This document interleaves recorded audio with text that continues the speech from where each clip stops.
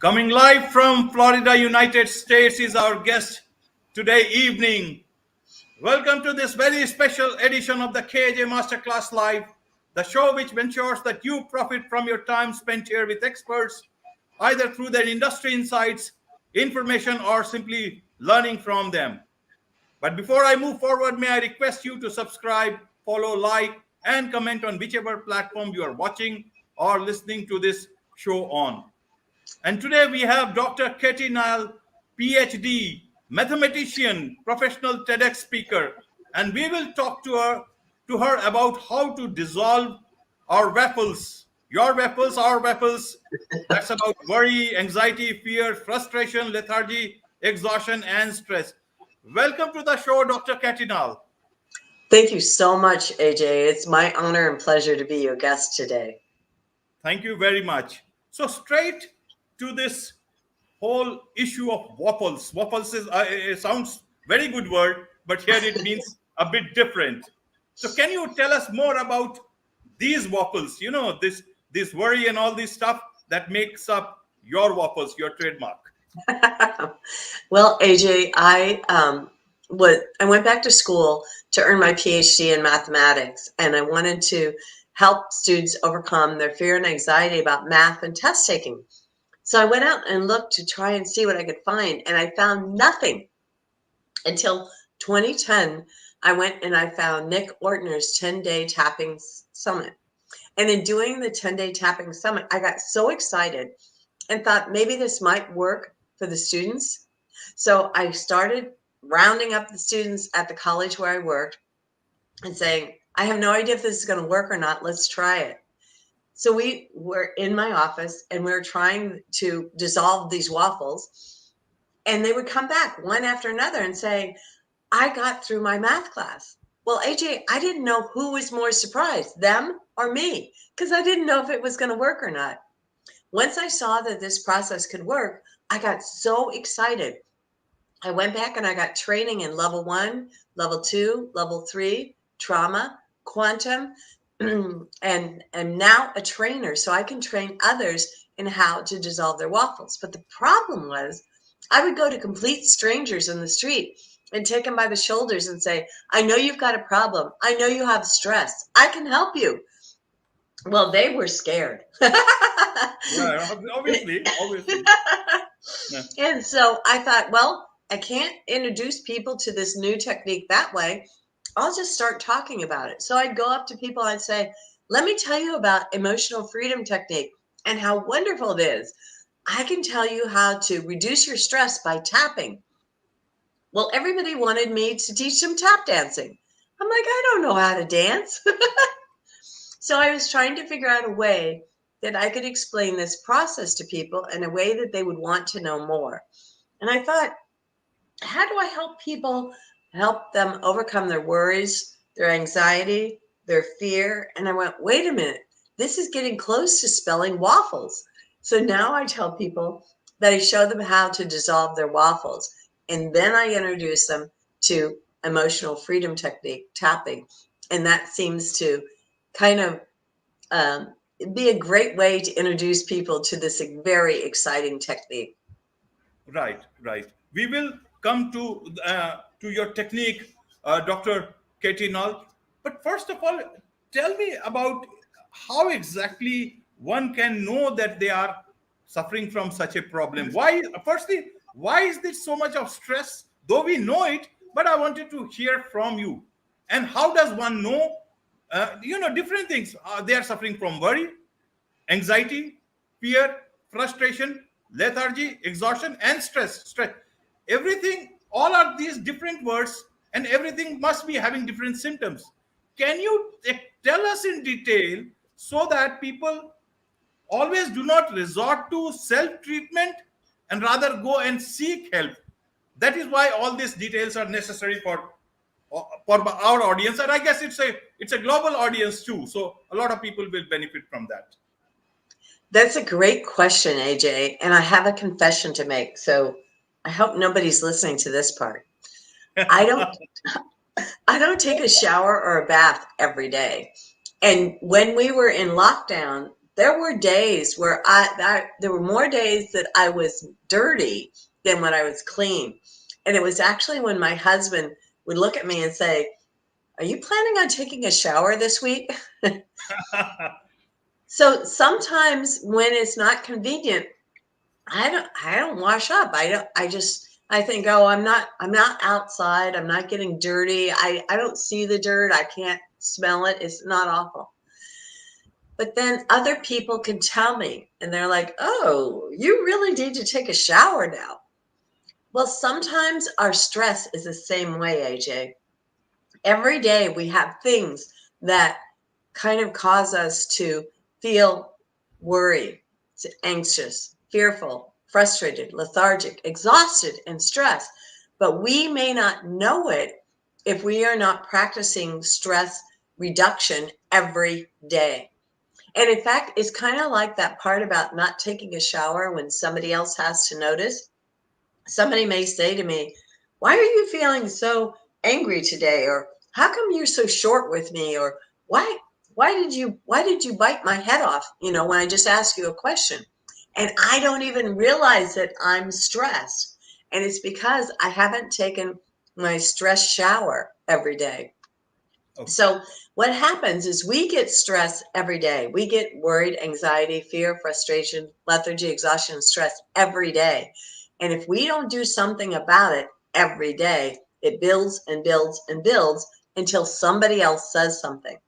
So what causes stress? Anything that causes us discomfort. So it may be somebody pushing you or accidentally nudging you, in a store. It could be while you're driving and somebody pulls out in front of you. It could be a friend or a relative who says something sharp that they're having a bad day, but when they talk to you, you kind of reel back and say, "What is that?" A lot of people are worried about money with inflation. A lot of people are worried about the state of the world, the earth right now. A lot of people are worried about politics. There's so many things that people are worried about, and they are worrying about things that they cannot control right now. And it's when you focus on the things that you can't control that your worry and your stress level just keeps going up and up and up. So what we can talk about is how to reduce the stress level so that you can think clearly. When we are under stress, AJ, in our body, our cortisol levels go up, our adrenal levels go up, and our immune system goes down. So acknowledging that we have stress and working to reduce it is going to improve our physical health as well. That's a great way, doctor. You have explained about, about taking shower. You may not know it. You may feel great, but others may not. And that's about all these other factors that you have mentioned about worry, anxiety, fear, frustration. Anybody else can see it. You may not be able to see it. And that's where the mismatch happens. You feel all right, you feel great. And especially I understand in on working places, if you are the top dog, nobody is able to tell you, but they can read you, they can see you, and it impacts everybody. At home Right. also, yes, at home also it can be the same thing. If it's like if people are not able to tell you the difference. Now let us break it, Dr. Katie here. First is, how does one know what is worry, anxiety, fear? How do you differentiate that? You can differentiate it because the treatment, the level of uh, level of intensity that you need to deal with each of them will be different. A worry is a worry, but how do one differentiate that a worry is turning into anxiety, a fear is leading to anxiety, or is it a hereditary problem and it is genetics, part of genetics, that different things impact people differently, and they react to things differently. It's the same. I have seen it a lot around me. Worry, some people are over worrying, but I may not feel the same level, and that is where the mismatch happens. So please, for our sake, for the audience sake, to as simply simplified as possible. That's a great question, AJ. A lot of people say worry is thinking about things that may or may not happen in the future, and you're concerned about all the different things that could go wrong.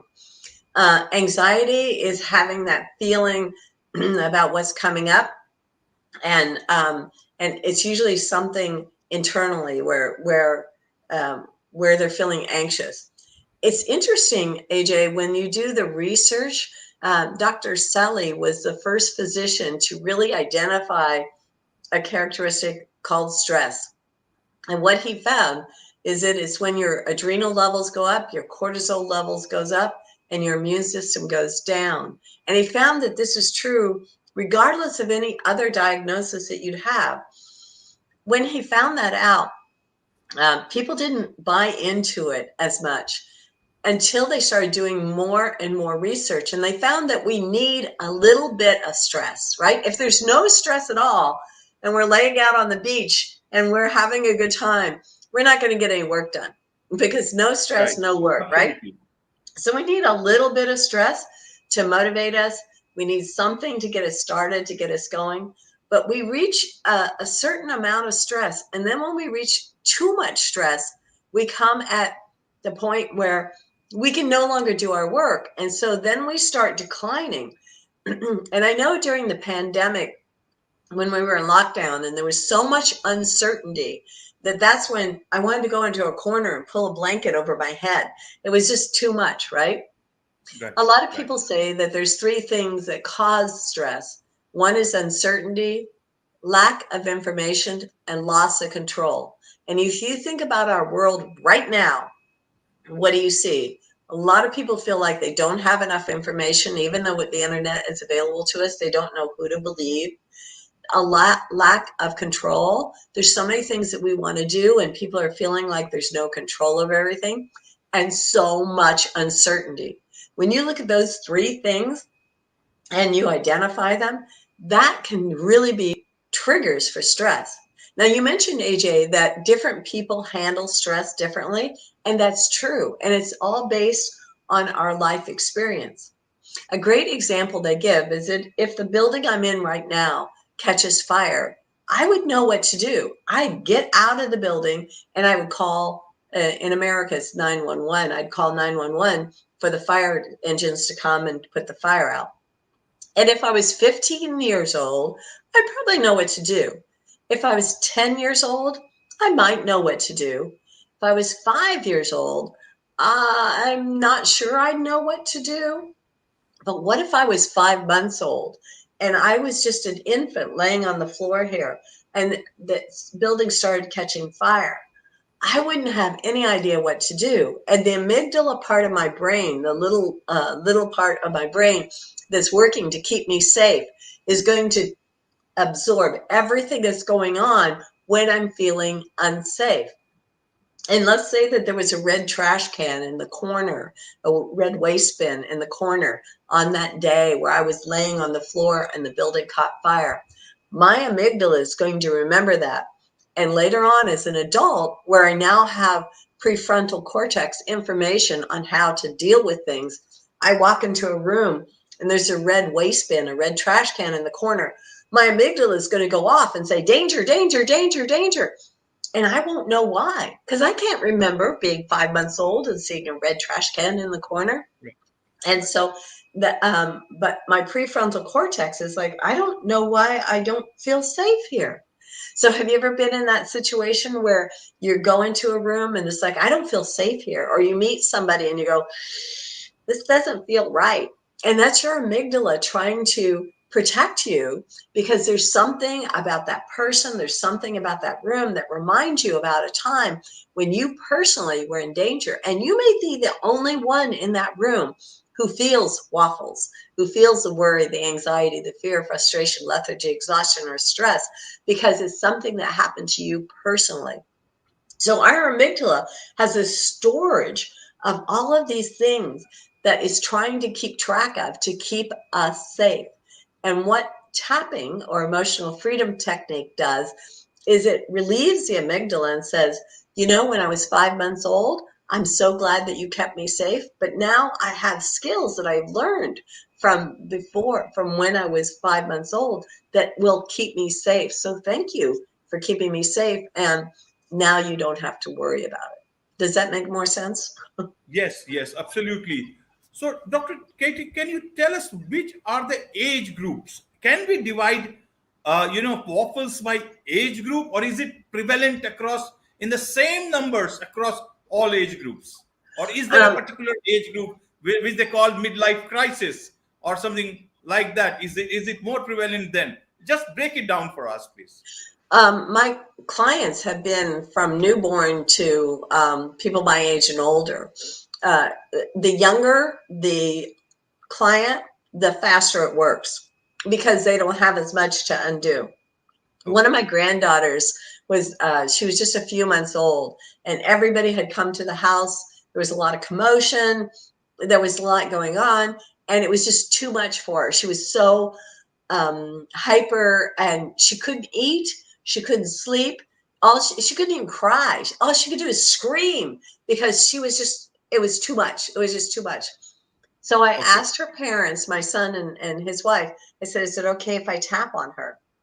She was on her grandmother's shoulder, and her other grandmother was trying to soothe her, and nothing would help. So I started tapping on her little head just to kind of get her soothed down. And I didn't even get all the way through the tapping, and she was out like that. So I have worked with young children, I've worked with students, I've worked with adults, and it always works. It just matters how much time it takes to get to the core issue and resolve it. Okay, okay. So we should assume that stress or waffles can impact anyone at any stage because Yep. of different, because of any reason that we see. Is it anything anywhere related to genetics or hereditary that some people are more prone towards worry and stress? Yeah. AJ, that's a good point. And I don't know if it's genetics and DNA as much as it is family history. Some families have had horrific trauma. I know some families who've had generations of trauma. They can be helped, sure, but you do go back generations back to try and help them because you have to clear it up from all the way back. But it can be done, and that's the part that's exciting. Is that it's not so much our DNA as much as it has been emotional experiences that people have gone through, right? Mhm. Okay, we'll come to that, experiment, the tapping part, because that's very useful. People will should know about it. But one more question on this, doctor, is that when do people know that this is I can handle, and this is the time to seek professional help?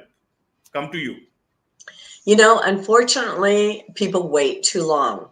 Using the shower analogy, they wait until they're crusted with dirt Right. before Yeah, before they right. but They what happens if you are living all alone in your apartment? Yeah. Well, and it's when they feel so hopeless. They feel so outcast. And that's really the unfortunate part about waffles, about stress, is that people won't get help until they're so bad off. And I think it's our culture, it's our humanity that we don't encourage people to um, shower their emotions every day, to clean them. And we need to encourage one another. And just like you mentioned, AJ, that if people are living alone, it's our responsibility for those of us who don't live alone to reach out to those who seem like everything's okay and check in on them every now and then and say, hey, how are you doing? Let's get together. Let's make find out how you're doing. Let's see what's happening. Mhm. Why is it so much, people are so concerned that if I seek help, I would not be seen again in the same positive light as before, whereas Dr. Katie, we can see everywhere in our day-to-day life, not only in the US but even in India and other countries, that professional athletes, a lot of competitive guys, industry people, they are getting experts who can tell them how to toughen up, how to get a better frame of mind. Athletes who have lost a couple of games and they want to get back into, mental shape. When we read about it on the papers and how they have gone and defeated their own fears and won again. Now, that is something one should imbibe very easily, but that is not happening. Why is it? Isn't it an irony in itself? I think, AJ, that our that as a human, we like to feel like we can do anything, we can fix anything, right? And we don't understand that as humans we need other humans, and we need to ask for help. In so many of our cultures, we feel like asking for help is a sign of weakness, when really asking for help is a sign of strength. If Absolutely. you have to be very strong to ask for help, right? Absolutely. And Absolutely. yeah, and we don't teach that. We don't. When we look at like the superheroes and the people we admire them for their personal strength, and they may not tell that story that, hey, I had a lot of help. I mean, right now, AJ, I'm pretty successful in my life. I have a husband who loves me and whom I love. I have 3 grown children who still talk to me. I have 5 adorable granddaughters, but I've had a lot of help along the way. And if I hadn't had that help, I wouldn't be as happy as I am now. So it's hard to reach out, to get to ask for help. And but it's strong. You are so very strong when you ask for help. Yes, yes, I could absolutely see it, ma'am, because twice I had to reboot my laptop, and you were as cool as a cucumber. Nothing was happening, and you knew that things will sort out, and this won't be a no show. It will be a show for sure, because we have Yeah. been waiting for this interview for quite long. Now that I could see very clearly, I can tell you for sure, with several other people, it may not have been the same case.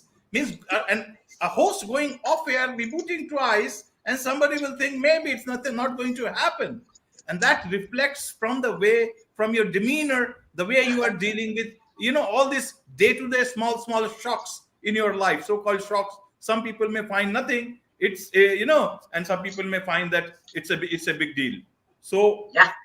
I do get what you mean. But one question I've got from Shweta, one of our viewers, is that how to deal and convince someone, especially a family member or a close friend, to seek help. How do we do that? When do we know all things are going out of hand and now we got to push it? It's very painful to watch when other family members need help, and we know that they need help. And this advice is going to sound strange, but I strongly encourage the person who can see that other families need help, other family members need help, to first get help themselves. Because as you can help yourself, you can then, first of all, you can monitor the way you're feeling about the family member who you probably love and you're concerned about, but you can manage your own emotions about that. And then you can go to the family member and say, I was concerned about you, and so I got help. And this is what happened to me. And then all we can do is hope that the family member would say, tell me more, and then get help themselves. One of the most frustrating things there are in life, AJ, is that not being able to help those we love. I know, I used to say I as a get it. parent, yeah, as a parent, it's really hard to watch my children make mistakes. I'm like, oh no, this is going to be terrible. But I know that people have to learn from their mistakes, and that people have their own free will, that they can choose to make as many mistakes as they can want to, and that my only responsibility is to love them. Yes, I fully get it, because I've been reading a lot on forums and people writing. Nowadays, we have the social media. So people keep on writing about their experiences, the amount of toxicity that has come into your lives. And unfortunately, it comes from people that those are close to you. And they don't know how to deal with that. So they come to the social media and seek help. And most of the answers I find is that somebody else is just asking for them to seek help from a therapist or some professional, another sort of a professional help. Last question on this, and then we get to that, technique of yours, is that how does a family member who is so part of this whole thing know that it's time to let go? Just it's not in your hands. You shouldn't do, or it is going to harm you. So I had a family member who I considered toxic. Every time I was around that family member, I would get upset. I didn't feel like I could help their problems. And it took me a long time, AJ, to recognize that, first of all, to recognize that it was only when I was with that one family member that it was so toxic. And this was a very close family member. And I finally had to decide that I had to let that family member go off, and that I had to protect my own well-being. And so the phrase I use, I don't know that anyone else uses this, but I had to emotionally divorce that person, so that when that person came into my sphere, I would say hello and that I love them, because I did.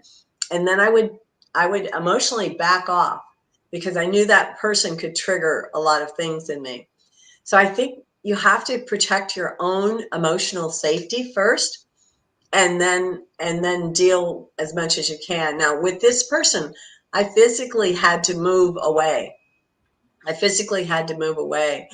Because it was such a negative influence in my life, and it was not easy. It was not easy. I actually was homeless for a while, and lived under the bushes, and had to go into foster care. I had to be strong enough to ask for help, but I knew that for my own emotional health, I had to give some distance. Mm-hmm. I fully understand it, ma'am. Nothing else can explain this better, and to also to know where to draw your boundaries and where to seek. It's like they demonstrate in the plane that if you want to help others when there is a oxygen failure, then you put your mask first, your oxygen mask Correct. first before Yeah. helping anybody else. I fully get it, ma'am. Now, Yeah. on the positive note, there is something from you which can help a lot of people to deal with their waffles. Yeah. Let's get into that and see Okay, let's how do much this. help I'm so it can excited. be for people. So, AJ, I'm going to ask you a few questions. Yes. Mm. Excuse me. There's no right answer. There's no wrong answer. Okay. It just has to be true. So, can you think in the last 1 or 2 days where you've had something that's caused you waffles, caused you worry, anxiety, fear, frustration, lethargy, exhaustion, or stress? Mm, I think not too much. The Okay. reason is that I've had it a lot of it earlier on. So Okay. maybe I have developed a strong uh, mechanism out of all my past experiences to not let it impact.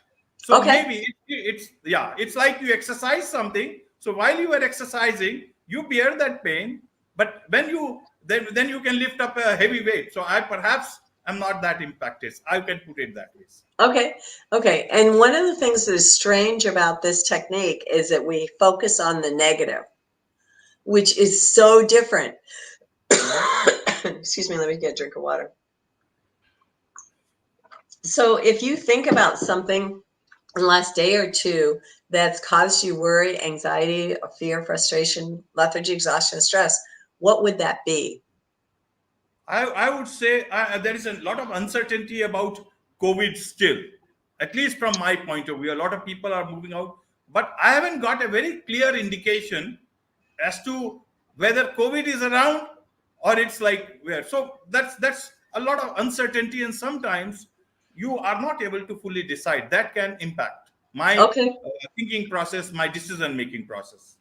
And when you think about that uncertainty, AJ, from the top of your head to the bottom of your toes, where do you feel the uncertainty in your body? Mm, it's difficult to say. Maybe it adds here because you think about it's impacting all aspects of your life. Your financial life, your personal life. You want to go out a bit more. You don't want to wear a mask. That also is a problem sometimes. And if you wear a mask, you don't know whether others are following it. So even if it is like, to take care of yourself, you still have to worry about others way of dealing it, because it impacts you. Right. So when you think about the masks and the uncertainty, what do you call this, your head? Your head? Is Yes, that where yes. you feel the No, uncertainty in your no, head? I don't hold it, but perhaps at the end of the day, with all this heat in Delhi at the moment, and perhaps with an extra bit of thinking, you certainly need some sort of, pressure on your head to make it feel better. Okay. And from 0 to 10, where 0 is like, oh, it's no big deal, it's going to pass, and 10 is the most uncertain you've ever felt in your life, where would you call, how much uncertainty do you think you would have? As of today, I would say about the COVID and all this stuff, maybe 6 to 7. It fluctuates between 6 to 7, because maybe it is that I'm aware that COVID is on a decline and it will go, but when it will go, nobody knows about it, and Okay. people have to yet to take the booster dose, and all those things are happening. So, but I would say I may be different in the way I see it. My wife may see it differently, and somebody else may see it differently. Like several of my friends don't find that COVID exists anymore. So, So, but yes, it does impact. okay. And is this a true statement? Right here, right now, I feel safe. I Is feel it safe because, yes, I do because I have made those efforts to make myself safe. good? Okay. So now we'll start the tapping. And you start on have your hand, your palm facing your hand, and between your wrist and your little fingers, start tapping right there. Okay. Between my wrist and my little finger. Okay, okay. So like Okay. this? Yeah. You can use all Okay, 4 fingers of your other hand. Yeah. And down below your little finger on the fleshy part of your side of your hand. And okay. then repeat after me and say, even though Even though I feel so much uncertainty I feel so much uncertainty in my head, in my head, right here, right now, I feel safe. right here, right now, I feel safe. Even though Even though in my head there's uncertainty, in my head there is uncertainty. when I think about COVID, When I think about COVID, right here, right now, I feel safe. right here, right now, I feel safe. And then last time, even though Even though I don't know about COVID I have known about COVID, and I feel this uncertainty in my head, I feel there is uncertainty in my head. right here, right now, I feel safe. Right here, right now, I feel safe. And then on the top of your head, and you can use one hand or the other or both, and tap on the top of your head and say, this uncertainty in my head. This uncertainty in my head. And then above your nose, right on the edge of your eyebrow, and again, you can use one hand or the other or both on the edge of your eyebrow and say, this uncertainty in my head. This uncertainty in my head. And then on the temple, between your eye line, edge of your eye and your hairline, this Okay. uncertainty in my head. There is uncertainty in my head. And then under your eyes, this uncertainty in my head. This uncertainty in my head. And then under your nose, this uncertainty in my head. This uncertainty in my head. And then under your lips, this uncertainty in my head. This uncertainty in my head. And then cross your wrist and go on your collarbone and tap on your collarbone and say, this uncertainty in my head. This uncertainty in my head. And then the last spot is right on your ribs. So you tap your ribs and say, this uncertainty in my head. This uncertainty in my head. Now blow your air out like a cartoon character. It goes like this. Okay. I don't know how to. Yeah, I got it. Maybe. Okay. Yeah. So when you Okay. think about your uncertainty about COVID now, from 0 to 10, how intense does it feel now? Quite light means I must tell you, and I'm not telling you because it's a show, because it doesn't matter. we are talking about some real stuff, important stuff. So I don't have to say yes, but I do feel very light. And actually, while tapping, it felt like a lot of heaviness was getting out of my body.